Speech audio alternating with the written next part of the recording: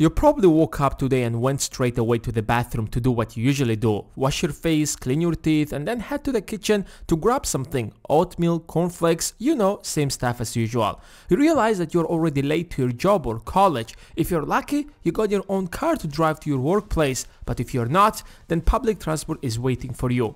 I guess it will be more precise to say that you will be waiting for it.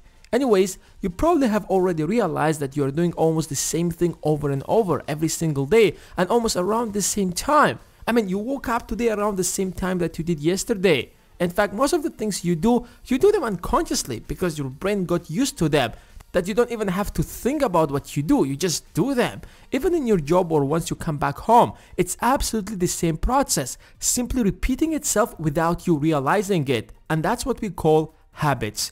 Every time you feel bored or find yourself in an awkward situation, you pull out your phone even when there is nothing new. And when you pull it out, you automatically check your Facebook.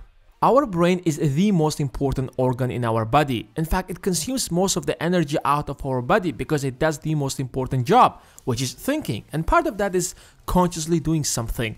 Remember the time when you used to study for your finals?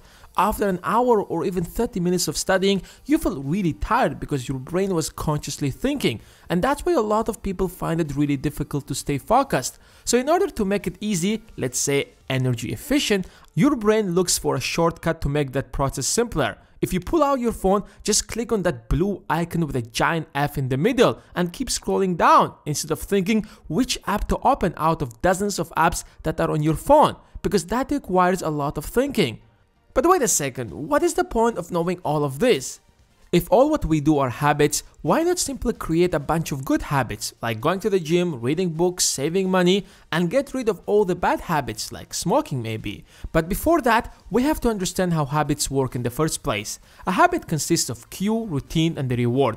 Cue is what triggers the habit to start. It signals to your brain that this is the time you should start the habit.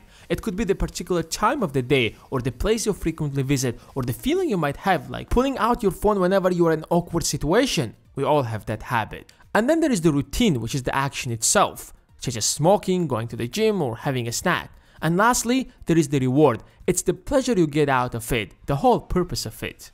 Let's take a full example. Every time you feel bored, which is the cue, you check your Facebook to perform the routine, and the reward you get out of it is the spike in your dopamine level. Of course, it's more complicated than that, but that's what happens in short. People can have different habits by chasing the same exact reward. Some people smoke to relieve their stress, while others go to the gym to splash that energy out. In other words, you can replace your bad habits with good habits.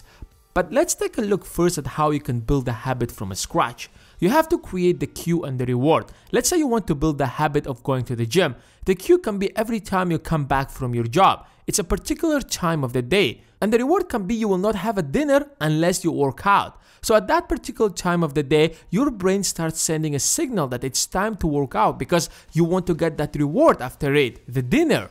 But in order to turn it into a habit, you must do it at least for some time. Some studies suggest 21 days, while others say 66 days. But in my own experience, I have realized that a month is good enough. So if you can do this for 1 month following the exact same cue and the reward, you will most likely stick to it for a long time. And you can use this method to create as many good habits as you want, but my advice is build one at a time.